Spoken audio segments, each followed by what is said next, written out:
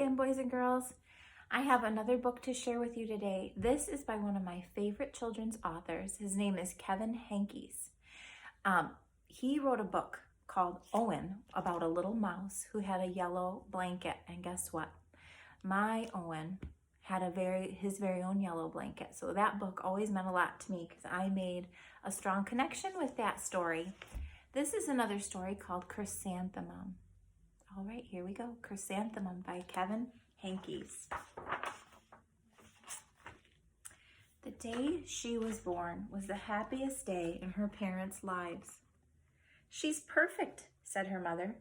"Absolutely," said her father. And she was. She was absolutely perfect.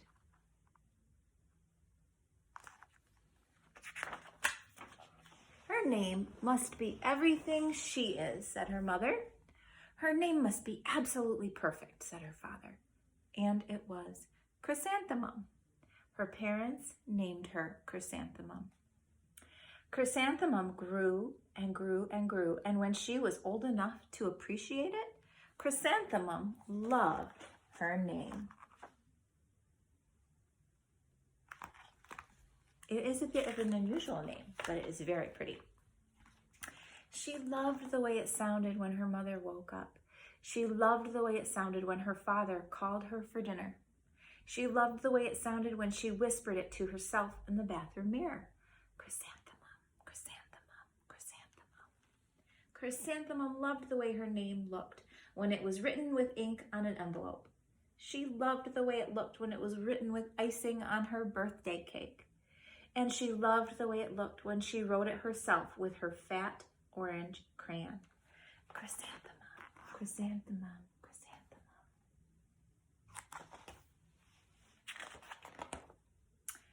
Chrysanthemum thought her name was absolutely perfect.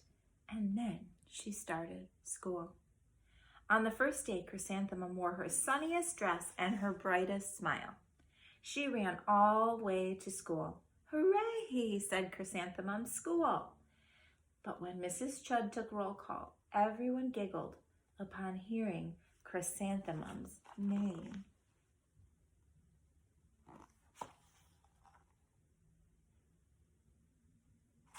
I'm wondering why the students did that.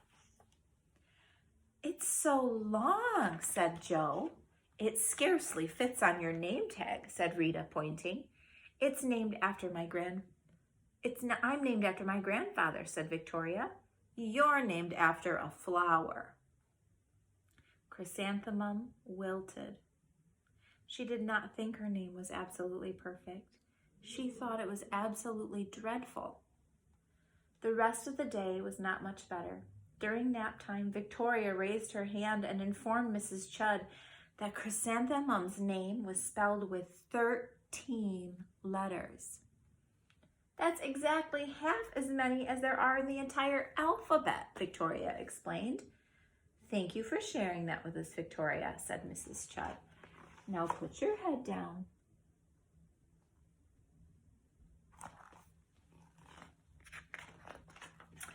"If I had a name like yours, I'd change it," Victoria said as the students lined up to go home. "I wish I could," thought Chrysanthemum miserably. "Welcome home," said her mother. "Welcome home," said her father. "School is no place for me," said Chrysanthemum. "My name is too long. It scarcely fits on my name tag, and I'm named after a flower." "Oh, pish," said her mother. "Your name is beautiful, and precious, and priceless, and fascinating, and winsome," said her father. "It's everything you are," said her mother. "Absolutely perfect," said her father.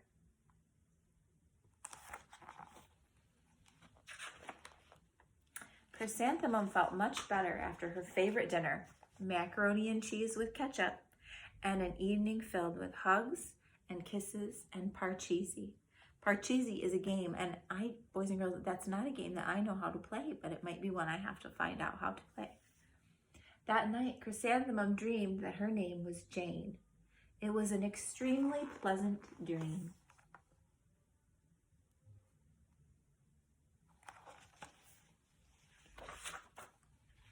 The next morning, Chrysanthemum wore her most comfortable jumper. She walked to school as slowly as she could. She dragged her feet in the dirt. Chrysanthemum, chrysanthemum, chrysanthemum, she wrote. She even looks like a flower, said Victoria as Chrysanthemum entered the playground. Let's pick her, said Rita, pointing. Let's smell her, said Joe. Chrysanthemum wilted. She did not think her name was absolutely perfect. She thought it was absolutely dreadful.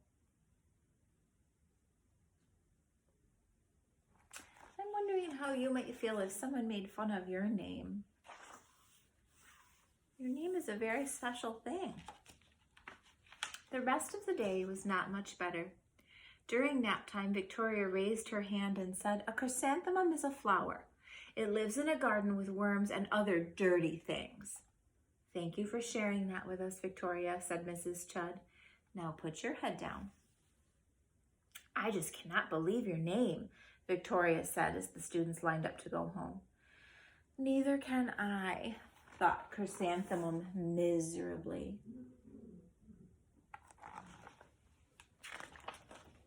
"Welcome home," said her mother. "Welcome home," said her father. "School is no place for me," said Chrysanthemum. "They said I even look like a flower. They pretended to pick me and smell me."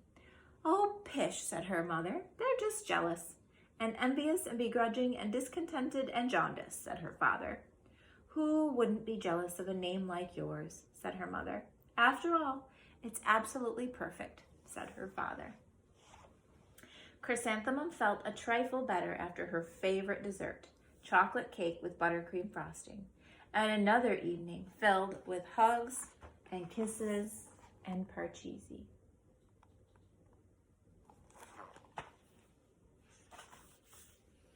That night, Chrysanthemum dreamed that she really was a chrysanthemum. She sprouted leaves and petals. Victoria picked her and plucked the leaves and petals one by one until there was nothing left but a scrawny stem. It was the worst nightmare of Chrysanthemum's life. Chrysanthemum wore her outfit with 7 pockets the next morning. She loaded the pockets with her most prized possessions and her good luck charms. Chrysanthemum took the longest route possible to school. She stopped and stared at each and every flower. Chrysanthemum, chrysanthemum, chrysanthemum, the flowers seemed to say.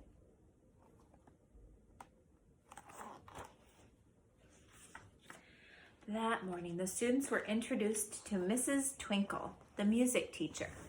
Her voice was like something out of a dream, as was everything else about her. The students were speechless. They thought Mrs. Twinkle was an indescribable wonder. They went out of their way to make a nice impression. Mrs. Twinkle led the students in scales. Then she assigned roles for the class musical. Victoria was chosen as the dainty fairy queen. Rita was chosen as the spiffy butterfly princess. Joe was chosen as the all-important pixie messenger. And Chrysanthemum was chosen as a daisy.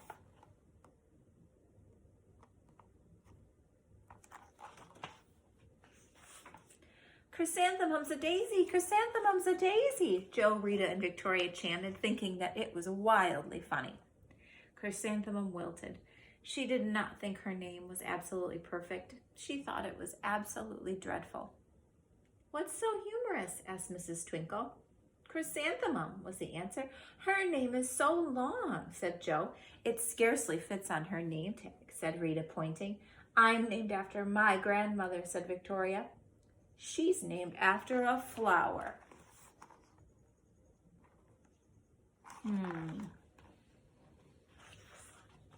"My name is long," said Mrs. Twinkle. "It is?"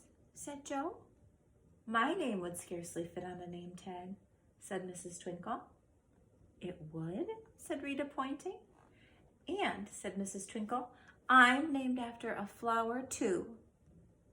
"You are?" said Victoria. "Yes," said Mrs. Twinkle. "My name is Delphinium. Delphinium Twinkle. And if my baby is a girl, I'm considering Chrysanthemum as her name. I think it's absolutely perfect. Chrysanthemum could scarcely believe her ears. She blushed, she beamed, she bloomed. Chrysanthemum, chrysanthemum, chrysanthemum.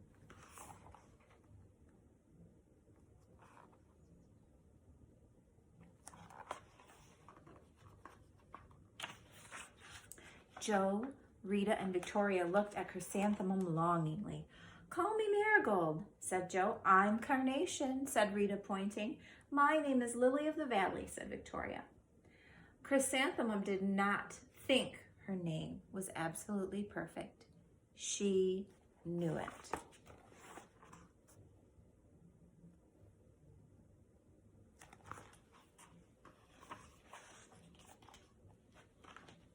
This is the epilogue, meaning something that happened after our story is finished.